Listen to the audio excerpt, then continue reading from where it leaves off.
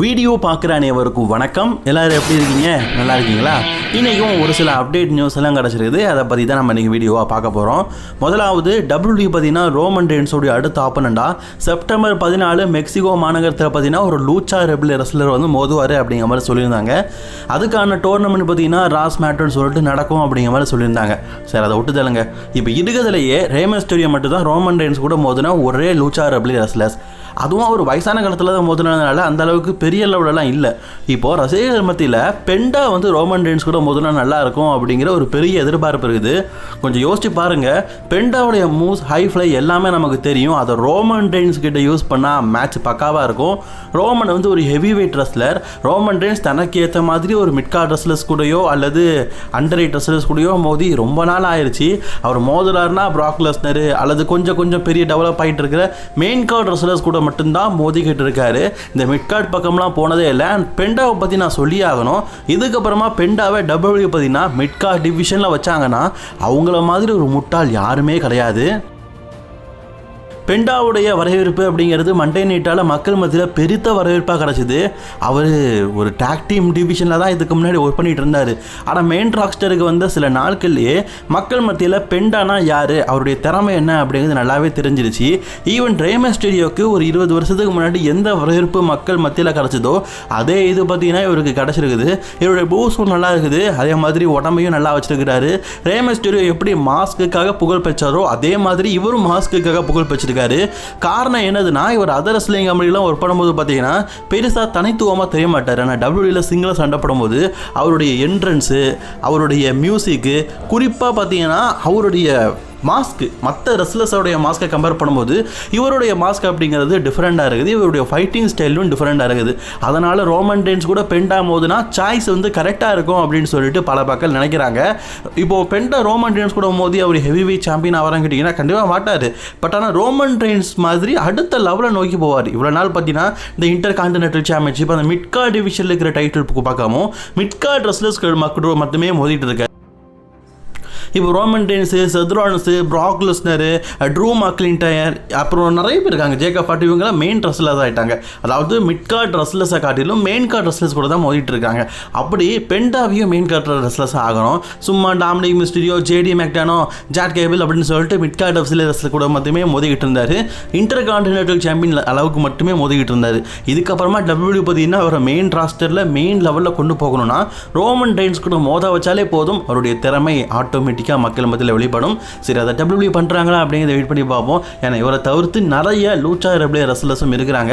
ஆனால் இருக்கிறதுலையே கொஞ்சம் நல்ல ரெஸ்லர் அப்படின்னா இவரை நான் சொல்லுவேன். இவர் ரோமன் ரெயின்ஸ் கூட மோதுனா எப்படி இருக்கும் அப்படிங்கிறத கமெண்ட் பண்ணிக்கோங்க. அடுத்த வீடியோவை பார்க்கறதுக்கு முன்னாடி மறக்காம சேனலுக்கு ஃபர்ஸ்ட் டைம் வந்திருக்கீங்களா சப்ஸ்கிரைப் பண்ணிக்கோங்க. பெல் ஐக்கனை கிளிக் பண்ணி மூலமா தினமும் ஒரு ரெஸ்லிங் செய்யல தாய்மொழி தமிழில் தெரிஞ்சுக்கோங்க. WWE பார்த்தீங்கன்னா நேற்றுக்கு ஒரு லைவ் ஷோ நடத்தினாங்க. அதில் என்னதான் நடந்தது அப்படிங்கிறத பற்றி பார்க்கலாம். பேரன் கார்பன் தன்னோட யுனைடெட் சாம்பியன்ஷிப்பை ட்ரிக் வில்லியம்ஸ் அகேன்ஸ்டாகவும் கார்மைஸ் அகேன்ஸ்டாகவும் டிஃபெண்ட் பண்ணுறாரு. சம்மஸ்டாமில் நடக்க வேண்டிய மேட்ச்லாம் லைவ் ஷோ நடக்குது. பேரன் கார்பன் வரும்போது பார்த்தீங்கன்னா யுனைடெட் சாம்பியன்ஷிப்பை பழைய டிசைனிங்கில் கொண்டு வந்துட்டாரு. ஸோ இதுக்கப்புறமா இந்த டிசைனிங்கில் தான் இருக்கும் அப்படிங்கிறத எதிர்பார்க்கலாம். இது ஒரு ட்ரிபிள் ட்ரேட் அப்படிங்கிறதுனால நல்லா தான் போயிட்டு இருக்குது. பேரன் கார்பனாக இருக்கட்டும், அதே மாதிரி ட்ரிக் வில்லியம்ஸ், அதுக்கப்புறமா பார்த்தீங்கன்னா கார்மைஸ், இவங்கெல்லாம் மெயின் ஷோவில் நல்லாவே சண்டை போடலாம். இவங்க மெயின் ஷோலேயே உங்களுக்கு ஒரு ட்ரிபிள் ட்ரேட் மேட்ச் வைக்கலாம். ஆனால் WWE பார்த்தீங்கன்னா மெயின் ஷோவில் வைக்கிற மேட்ச் எல்லாம் லைவ் ஷோலேயே நடத்திட்டு இருக்காங்க. அது ஏன் தான் தெரியல. அண்ட் ஃபைனலி இந்த மேட்ச்சில் பார்த்தீங்கன்னா பேரன் கார்பன் தன்னோட யுனைடெட் சாம்பியன்ஷிப்பை சக்ஸஸ்ஃபுல்லி ரிட்டைன் பண்ணிட்டாரு. அவர் இப்போ தான் சாம்பியன் ஆனார். இன்னும் ஸ்மாக்டவுனில் ஃபர்ஸ்ட் அப்பியரன்ஸ் கூட கொடுக்கல. அதனால் கண்டிப்பாக அவர் தானே சாம்பியன்ஷிப்பை ரிட்டைன் பண்ணி வச்சணும். அதனால தான் அவர் ரிட்டைன் பண்ணி வச்சிருக்காங்க. அதுக்கப்புறமா ஒரு சிங்கிள்ஸ் மேட்ச் ஓபா ஃபெமிக்கும் த மிஸ்ஸுக்கும். ஐயா மிஸ்ஸு நீ இருக்கிறியா? ஏன்னா பார்த்தே பல வருஷம் ஆயிடுச்சு. ஆக்சுவலி இதில் நான் ஒரு முக்கியமான விஷயத்தை சொல்லி ஆகணும். ஓபா ஃபெமி பார்த்தீங்கன்னா ரிங் என்ட்ரன்ஸ் கொடுக்கும்போது கரெக்டாக ஓபா ஃபெமியோடைய கவாட்ட கட்டிக்குள்ளேயே வந்து ஒரு என்ட்ரன்ஸை கொடுக்குறாரு. வேறு யார்? நம்ம தானவசன் தான். தானவசன் எங்கெங்கே ஃபன் பண்ணணும் அப்படிங்கிறது தெரில வருது. எந்த வழியாக போயிட்டு வராது பாருங்களேன். அது என்ன டோல்கேட்டாடா உள்ளே போய் உள்ளே வர்றதுக்கு. இப்படி ஒரு ஃபன்னான மூமெண்ட்லாம் பார்த்தீங்கன்னா ஓபா ஃபெமியை வச்சு தானவசனை வச்சும் இந்த லைவ் ஷோவில் பண்ணியிருக்கிறாங்க. பொதுவாகவே அவங்களுக்கு தெரியும் ஓபா ஃபெமி பெரிய ரெஸ்லர்ஸையே தூக்கி போட்டு பந்தாடி வின் பண்ணுறாரு. மிஸ் எல்லாம் அவருக்கு எம்மாத்திரம். ஒரு சில நிராடிகள்லேயே பார்த்தீங்கன்னா ஓபா ஃபெமி மிஸ்ஸை வீழ்த்தி இந்த மேட்ச்சில் வின் பண்ணிட்டாரு. ஓபா ஃபெமியை ஒரு ஹெவி வெயிட் ரெஸ்லராக காட்டலாம். ஆனால் ஹெவி வெயிட்டுக்கும் ஹெவி வெயிட் ரெஸ்லராக காட்டிகிட்டு இருக்காங்க. அப்புறம் WWE டாக் டீம் சாம்பியன்ஷிப்பை பிரான் பிரேக்கர் மற்றும் ஆஸ்டின் தெரி டிஃபெண்ட் பண்ணுறாங்க. வேறு யாருக்கிட்டும் இல்லைங்க, த ஊசோஸ் பிரதர்ஸ் கூட. இதெல்லாம் மெயின் ஷோலேயே வைக்கலாம்ல, ஆனால் WWE பார்த்தீங்கன்னா இதெல்லாம் நாங்கள் வந்து லைவ் ஷோவில் தான் நடத்துவோம் அப்படின்னு சொல்லி நடத்துகிறாங்க. இது ஒரு லைவ் ஷோ அப்படின்னால டைட்டில் டிஃபெண்டிங் அப்படிங்கிறது பெரிய லெவலில் இருக்காது. இது நான் சொல்லி தெரிய வேண்டாம், நிறைய பேருக்கு தெரிஞ்ச விஷயம் தான்.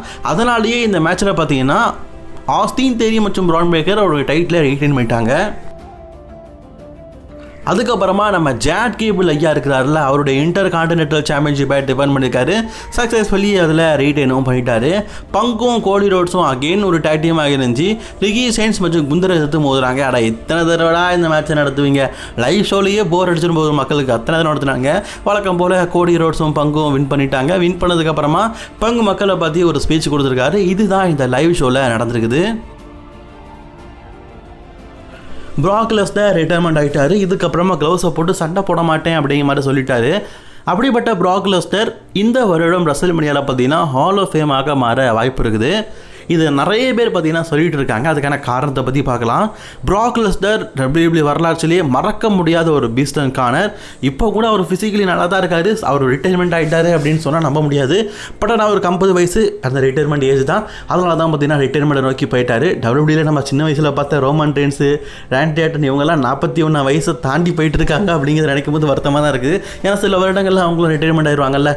சரி, இப்போ பிராக் லெஸ்னர் இந்த வருஷம் ஹால் ஆஃப் ஃபேமாக்க வாய்ப்பு இருக்குன்னு சொல்லப்பட்டிருக்குது. ஏன்னா பொதுவாகவே ஒரு பெரிய ரெஸ்லர்ஸ்லாம் பார்த்தீங்கன்னா ரிட்டைர்மெண்ட் ஆனாங்கன்னா சூட்டோட பார்த்தீங்கன்னா அவங்கள ஹால் ஆஃப் ஃபேம் ஆக்கிடுவாங்க. அதுவும் பிராக் லெஸ்னரை பற்றி நம்ம சொல்லி ஆகணும். மற்றவங்களாச்சும் பார்த்தீங்கன்னா ஹால் ஆஃப் ஃபேம் ஆகியிருக்கோம் வாங்க அப்படின்னு சொன்னால் வருவார். மனுஷன் எனக்கு எதுக்கு விருது, நானே ஒரு இது விருது தூக்கிட்டு போங்கடா அப்படின்னு சொல்லிட்டு தள்ளி போடுவார். இல்லாட்டா காசு தருவீங்களா, விருட்டு வாங்க வரேன் அப்படின்னு சொல்லுவார். அப்படிப்பட்ட பிராக் லெஸ்னர் இந்த வருஷம் ஹால் ஆஃப் ஃபேம் ஆக வாய்ப்பு இருக்குது. பிகாஸ் ஒரு பிராக் லெஸ்னர் மாதிரியான பெரிய ரெஸ்லர்ஸ் ஹால் ஆஃப் ஃபேம் ஆகும்போது அவங்க சாதாரண ஹால் ஆஃப் ஃபேம் நடத்த மாட்டாங்க. ஒரு ஷோ நடத்தி அதில் டிக்கெட்டை விற்று அதன் மூலியமாக தான் ஹால் ஆஃப் ஃபேம் நடத்துவாங்க. அப்போ இவரை ஹால் ஆஃப் ஃபேம் ஆக்குனா டிக்கெட் நல்லா சேல் ஆகும்ல, அதுக்காக இவரை ஹால் ஆஃப் ஃபேம் ஆக்க வாய்ப்பு இருக்குது அப்படிங்கிற மாதிரி சொல்லப்பட்டிருக்குது. நடந்தால் நல்லா தான் இருக்கும். சரி, நான் உங்கள்கிட்ட கேட்குறேன், Brock Lesnar hall of fame ஆகானால் எப்படி இருக்கும் அப்படிங்கிறத கமெண்ட் பண்ணிக்கோங்க. பீஸ்ட் கார்னர் பிராக் லெஸ்னரை பல பட்ட பேரில் அழைச்சிருக்கிறோம். ஆனால் இது வரைக்கும் ஹால் ஆஃப் ஃபேம் அப்படிங்கிற விருது அவர் வென்றதில்லை. இந்த வருடம் வெட்டுறாரா அப்படிங்கிறத வெயிட் பண்ணி பார்ப்போம். ஸோ அதுக்கப்புறமா ஆஃப்டர் சம்மர்ஸ்லாம் நடக்க போகிற ஸ்மாக்டவுனில் WWE என்னெல்லாம் நடத்த போகிறாங்க அப்படிங்கிறத பற்றி ஒரு ப்ரிவியூவாக சொல்லிக்கிறாங்க. உமன்ஸ் சாம்பியனாக இருக்கிற செல்சி கிரீன் பார்த்தீங்கன்னா அவங்களுடைய உமன் சாம்பியன்ஷிப்பை செலிப்ரேட் பண்ணதுக்காக வர போகிறாங்க. பின்ன ஆடி மாதத்தில் எப்போமாவது பார்த்தீங்கன்னா மழை பெய்யுன்னு சொல்லுவாங்க. அதே மாதிரி பார்த்தீங்கன்னா அக்கா இப்போ தான் எப்படியோ கஷ்டப்பட்டு நியூ உமன் சாம்பியன்ஷிப்பை வின் பண்ணியிருக்கிறாங்க. அதை கண்டிப்பாக செலிப்ரேட் பண்ணணும் அல்லவா, அதுக்காக இந்த வாரம் ஸ்மாக்டவுனுக்கு வர போகிறாங்க.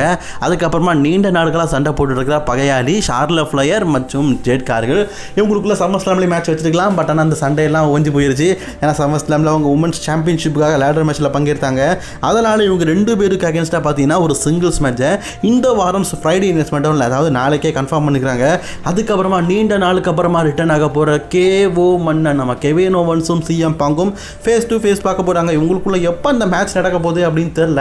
மணி இந்த பேங்குக்கு இன்னும் 2 மாதம் இருக்கிறதுனால மணி இந்த பேங்குக்கு முன்னாடியே உங்களுக்குள்ள ஒரு மேட்ச் வைப்பாங்க அப்படிங்கிற எதிர்பார்ப்பு இருக்குது. அதை பற்றி கன்ஃபார்ம் பண்ணுவாங்க அப்படின்னு சொல்லிட்டு எதிர்பார்க்கப்பட்டது. சரி, இந்த வாரம் ஃப்ரைடே நியூஸ் பண்ணுறது இந்த அளவுக்கு எதிர்பார்க்குறீங்க அப்படின்னு கமெண்ட் பண்ணிக்கோங்க. இது தவிர்த்து ராண்டி ஆர்டன், கோடி ரோட்ஸ்லாம் இருந்தாலும் அவங்களுக்கு இது வரைக்கும் என்ன மேட்ச் நடக்கும் எப்படி நடக்கும் அப்படிங்கிறது அட்வைஸ் பண்ணல. சர்ப்ரைஸாக அவங்கள வச்சு ஏதாவது பண்ணுவாங்கன்னு எதிர்பார்க்கலாம். சரி, இந்த வீடியோ பிடிச்சினா லைக் ஷேர் பண்ணிக்கோங்க. தொடர்ந்து வீடியோ பார்க்க சேனலை சப்ஸ்கிரைப் பண்ணிக்கோங்க. பாய்.